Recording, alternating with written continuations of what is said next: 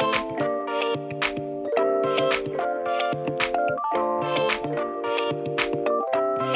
everyone, I'm Saba and today I'm telling you guys about biryani. Biryani is a traditional Middle Eastern dish that's made all throughout the Middle East. It's originated in India, but as trade started, it moved along throughout the Middle East.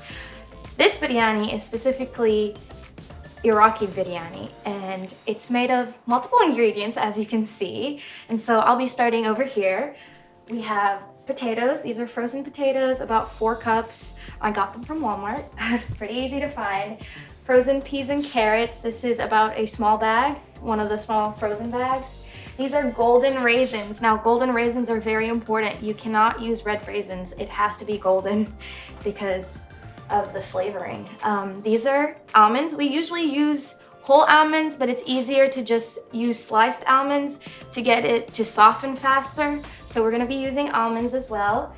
This is rice. It's just long grain rice, not jasmine rice. It's 2 cups of rice I'll be making today. And now rice expands in size.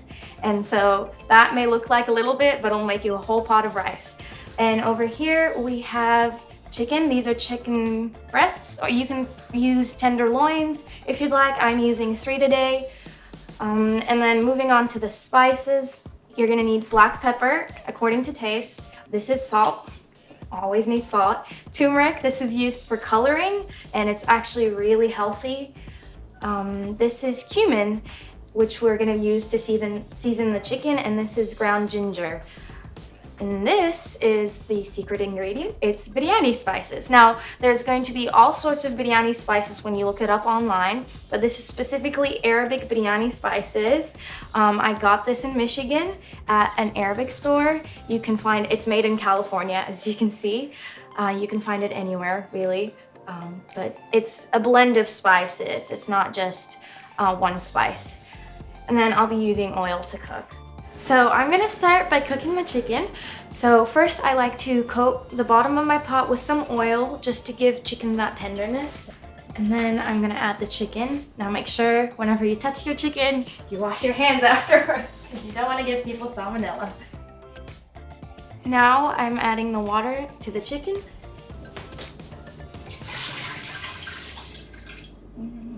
So now I'm going to season the chicken. I like to just add the seasonings into the water. I will be using cumin. It depends on your taste. I like to use a generous amount of cumin. I will also be using ginger. I like to just twirl it 3 times. I don't really use measurements when I cook, as traditionally Iraqi. And I'm gonna be using a generous amount of salt because we don't want bland chicken. Now I will be turning the stove on high and leaving the chicken boil until it's well cooked. So now I will be starting on the rice. As I mentioned before, I'm using 2 cups of rice, and again, I like to coat the bottom of my pot with some oil. And then I'm gonna add the rice, and I'm going to add water enough to just barely cover the rice.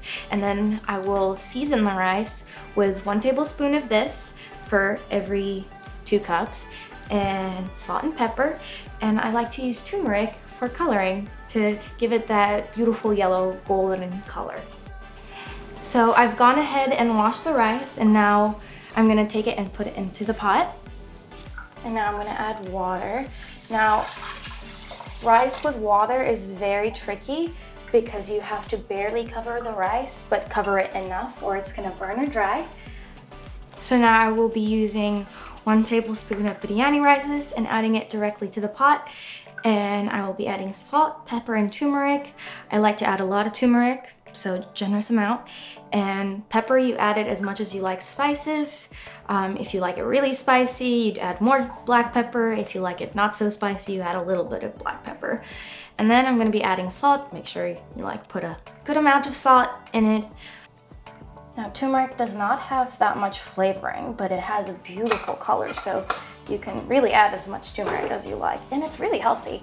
And afterwards, we stir it all in there. Make sure you stir it really well and break apart all those clumpy pieces of spices and mix it into the rice. So now, once you've stirred up the rice into the spices and water, I'm gonna turn on the stove on high and cover it. Make sure to never take off the lid. That's essential in cooking rice. Never take off the lid. And so I'm gonna set it on high for 10 minutes and then I'll turn it off and let it just sit on the stove for 5 more minutes. Let the steam cook the rest of the rice. And then I'm going to fluff the rice with a fork and it will be ready. And once the chicken is done, we can shred it and we will put it on top of the rice. So now I'm going to boil the almonds, and I have a little amount here, but I'm gonna use a little bit more, and I'm just gonna boil it in water and salt. And I will also be frying the potatoes, as you usually fry any potatoes, with some salt and black pepper. For the potatoes, I will coat the pan with oil, and I will turn it on high. So for frying potatoes, if you haven't fried potatoes before, you need to make sure that the oil is hot enough. So how you do that is you test it. So you take a little piece of potato and you just throw it in there, and if it starts immediately frying, then you know the oil's hot enough. So I think my oil is hot enough. As you can see, that has started frying, so I'm gonna go ahead and put the rest of them in there. Now I'm gonna go ahead and season it with salt and pepper, and I'm using generous amounts of both.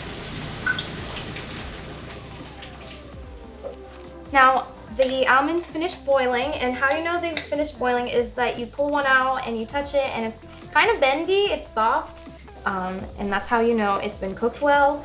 And I went ahead and drained it, as you can see, and now I'm gonna add it to my main pot, which has the rice and the chicken.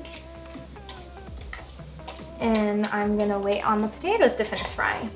So now that the potatoes are done, I'm just gonna put them into the biryani pot with the almonds, chicken, and rice.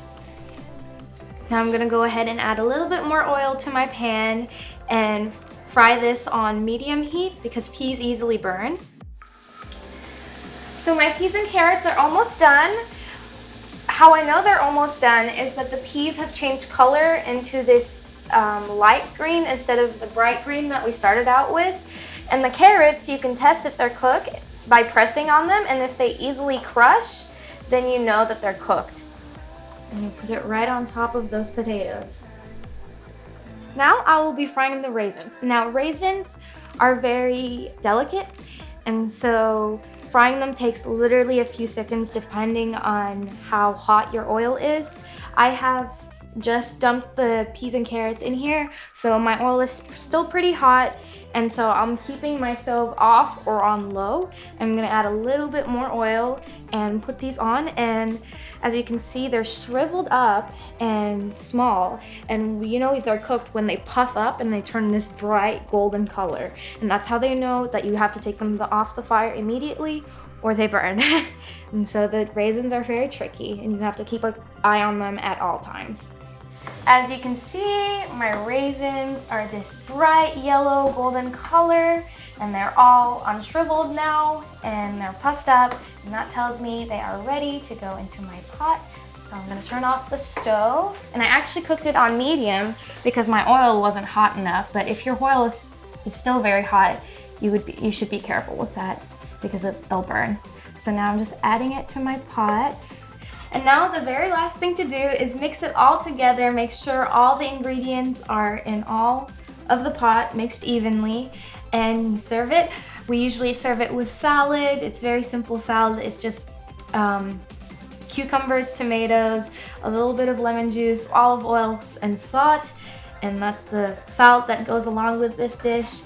And yeah, it's a great dish. It's usually a celebratory dish, so how Americans have turkey on Thanksgiving, it's kind of like our turkey on Nodos. So yeah, thank you for watching.